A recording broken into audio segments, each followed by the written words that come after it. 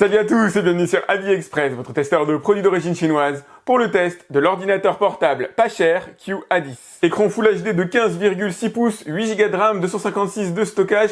Avouez qu'il y a de quoi être curieux par rapport au prix, c'est parti pour le test. L'ordinateur pèse 1,4 kg, il est donc plutôt léger, seulement 1,8 cm d'épaisseur. Par contre, contrairement à ce que laisse penser le design, on n'est pas sur une coque en aluminium malheureusement, on est ici sur du plastique. L'ordinateur va forcément souffler le chaud et le froid dans certains domaines. Ici, vous avez un port USB 3, vous avez l'entrée électrique, le câble est fourni bien sûr, fonctionne sur du 220 volts français et du micro HDMI à ce niveau-là. De l'autre côté, il y a un autre port USB 3, une sortie casque, à la limite pour mon bonheur, il aurait fallu un port USB-C en plus. Il est assez fin malgré ses gros pieds en caoutchouc qui sont là pour dissiper la chaleur, pour rehausser l'ordinateur et éviter bien sûr de rayer le bureau, et il est assez fin aussi au niveau de l'écran puisqu'il fait 5 mm d'épaisseur. La charnière est honnête mais c'est loin d'être la plus stable que j'ai pu voir sur un ordinateur portable malheureusement. Si vous êtes dans un train, elle aura tendance à la vibration, mais une fois que l'ordinateur est posé sur un socle fixe, évidemment ça marche sans problème. D'ailleurs elle s'oriente suffisamment pour trouver la bonne position, mais elle ne va pas jusqu'à 180 degrés. Le matériau principal de conception est du polycarbonate, donc du coup on n'a pas la même résistance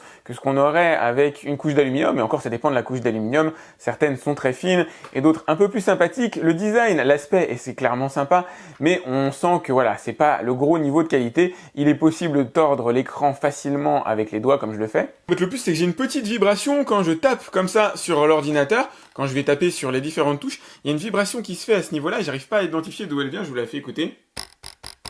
En synthèse, vous l'aurez compris, l'ordinateur est beau mais l'assemblage est perfectible. Il y a un point sur lequel, pour une fois, une marque chinoise souffle le chaud. Les ordinateurs dans le monde sont conçus en clavier QWERTY, évidemment. Il n'y a que la France pour rester en AZERTY. Et là, ils ont prévu un système pour le convertir en AZERTY. C'est tout bête, mais il fallait y penser, ajouter une trame de clavier souple. Et une fois positionnée, elle s'avère étonnamment stable, même avec les doigts un peu moites, ça ne décolle pas le clavier en caoutchouc, et surtout, vous allez pouvoir le laver infiniment plus facilement que sur un clavier classique. Autre élément appréciable, on est sur un clavier complet avec un véritable pavé numérique et une très bonne réponse au toucher. Le clavier est tout simplement agréable, par contre il n'est pas rétroéclairé. Le trackpad est assez gigantesque, il répond bien, il est assez classique, bouton gauche, bouton droite, rien de spécial à en dire. Allez, on commence par un test que j'aime bien faire avec vous en live en direct, c'est le test d'allumage de l'ordinateur. Ça y est, il vient de s'allumer, donc j'ai appuyé sur le bouton power qui se trouve ici en haut à droite. Et l'objectif, c'est de voir en combien de temps est-ce que l'ordinateur va s'allumer, en combien de temps vous arrivez sous Windows.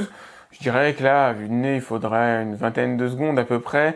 On en est à 15 secondes, on arrive à cet écran-là. Après, il va continuer de méditer un petit peu et arriver sur le bureau. Ouais, il faut une bonne vingtaine de secondes. C'est grâce à la présence d'un SSD de 256 Go à l'intérieur qu'on peut obtenir des vitesses de chargement d'applications assez cool. En plus, bien sûr, de ce que peut faire le processeur, de la qualité du processeur. On reviendra sur ce sujet juste après. Et voilà les résultats que j'ai obtenus sous Crystal Disk Mark, des résultats d'un bon entrée de gamme avec du 537 MB par seconde en lecture, 259 en écriture. Pour information, pour rappel, si vous avez du bas de gamme, un disque dur à l'ancienne qui tourne, vous allez plutôt avoir des résultats autour de 80-90 à ce niveau-là. C'est dire le gap qu'il y a entre les disques durs à l'ancienne et les SSD. Si vous aviez du vraiment très haut de gamme, on serait plutôt autour du 4-6 000. Pour information, le constructeur a décidé de partitionner son disque dur en deux. La première de 118 Go contient Windows et la seconde est totalement vide et libre évidemment d'accès, tout comme finalement la première. Bonne nouvelle, l'ordinateur est livré avec une copie de Windows 10 Pro activée. Ça c'est cool parce que c'est pas toujours le cas. Lorsque vous allez faire l'installation pour la première fois, en ce qui me concerne, j'ai pas rentré mon compte personnel qui contient déjà une clé de Windows.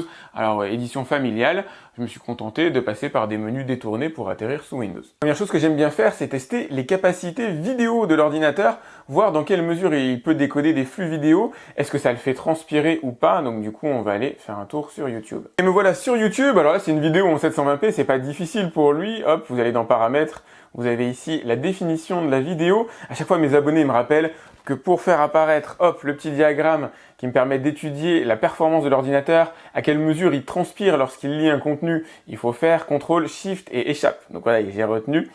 Hop, donc là il transpire pas du tout, en 720p, on va monter d'un cran, on va passer en 1080p, histoire de voir si ça le fait souffrir un peu plus, mais normalement ça devrait aller. Ce genre de processeur Celeron génération Gemini Lake, normalement est en mesure de décoder ça sans souci. Hop, ça y est, je vais aller voir le diagramme.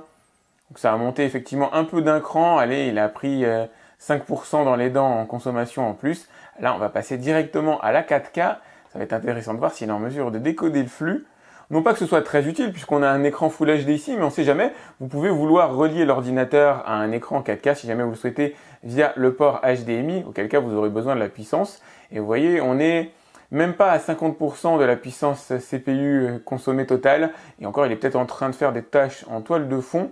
Donc c'est bien, franchement c'est bien. Niveau performance, il s'en sort vraiment super bien. Ouais, il est en train d'exécuter un anti-malware qui consomme à lui tout seul 20% de la puissance.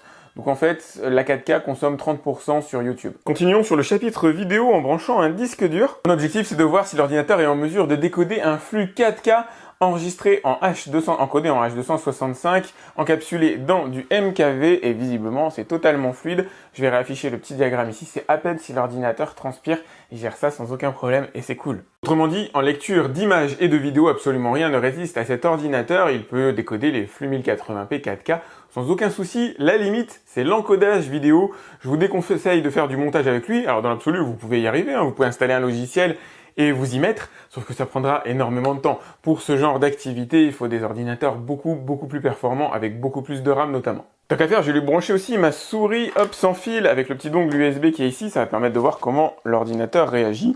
Normalement, il devrait l'avaler sans aucun problème. Eh ben ça y est, c'est déjà fait. Ah, je vous l'ai pas montré juste avant, mais bien sûr, Netflix, sans aucun problème pour cet ordinateur-là. Ça va pas le faire transpirer plus. Comme d'habitude, au début, le flux est envoyé en basse définition et ensuite il se cale sur la HD. Bien sûr, un des autres gros sujets de cet ordinateur, c'est la navigation web. Et là, vous n'aurez quasiment aucune limite. 8 Go de RAM à l'intérieur qui vous permettront d'ouvrir plein d'onglets ensemble, de faire pas mal de choses. Une des limites de cet ordinateur, c'est le multitâche. Vous pouvez pas lancer un enregistrement, etc. Enfin, faire pas mal de choses en même temps. Contentez-vous de faire, on va dire, 2 choses. Vous pouvez lire, par exemple, une vidéo sur cet écran-là, brancher un second écran dessus et lire une autre vidéo. Et là, ça marchera sans aucun souci. Vous pouvez ouvrir pas mal d'onglets. 8 Go de RAM laisse un peu de latitude. Même avec Windows, en règle générale, ça se passe plutôt bien. On va aller sur jeuxvideo.com, tant qu'à faire, voir ce qui se fait en ce moment. Donc je suis sur une ligne ADSL basique. La fibre arrive chez moi là dans quelques jours. Croyez-moi, je suis super impatient, mais pour le coup, pour cette démo-là, il va falloir se contenter de ma vieille connexion ADSL, qui passe très bien. L'ordinateur souffre pas trop, même si le web, en règle générale, ça consomme plus que ce qu'on imagine. Ça consomme même parfois plus que les vidéos. Ça va, il s'en sort globalement plutôt très bien. Il va aussi être suffisant pour les applications bureautiques comme Word, Excel, PowerPoint, etc. Par contre, évidemment, la licence Office n'est pas inclue à l'intérieur de l'ordinateur. Alors, on peut les trouver sur Internet normalement pour pas cher. L'objectif ici, c'est juste de vérifier que ça fonctionne bien. Idem pour Excel, il va vous falloir atteindre plusieurs dizaines de milliers de lignes avant que l'ordinateur commence réellement à souffrir. La RAM aidant à absorber des contenus assez volumineux, le processeur étant en mesure, voilà, de vous donner une certaine latitude. Alors je dis dizaines de milliers de lignes, on est peut-être plus en milliers de lignes, et après au pire ça saccadera un peu, mais ça fonctionnera quand même. Vous allez aussi pouvoir installer à peu près toutes les applications qui vous intéressent, à exception faite des jeux vidéo. On n'est pas sur un ordinateur dédié aux jeux vidéo, sauf si vous jouez à des jeux vraiment basiques, voilà, Roblox éventuellement, Minecraft à mon avis ça doit déjà être un peu plus dur.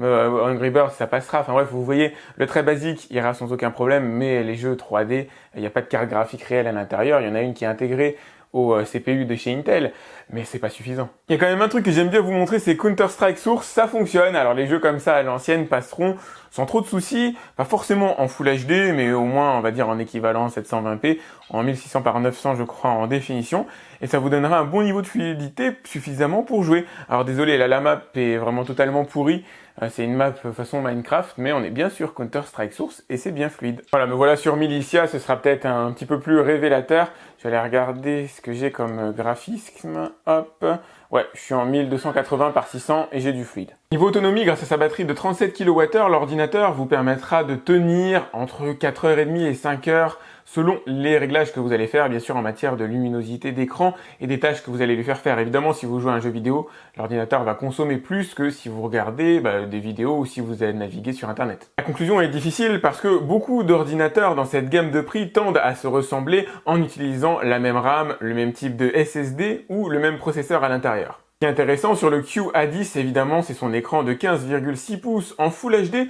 dont on peut percevoir la trame de pixels. C'est d'ailleurs assez rare, on est sur un écran assez basique, utilisable en intérieur plus qu'en extérieur. En extérieur, vous n'avez pas suffisamment de luminosité réellement pour le rendre exploitable, mais c'est vrai que les 15,6 pouces de diagonale, eux, sont appréciables.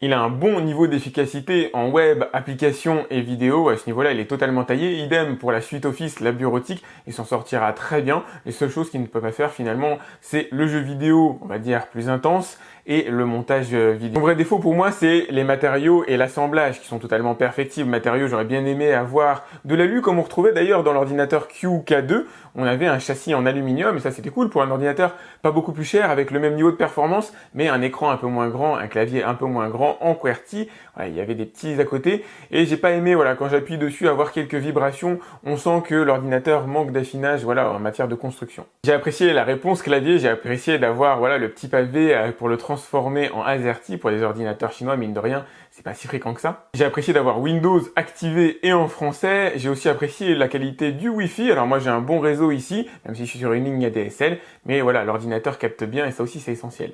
L'autonomie est pas folle, mais elle reste raccord par rapport à la gamme de prix de l'ordinateur et par rapport à la taille d'écran. Voilà ce que je pouvais en dire.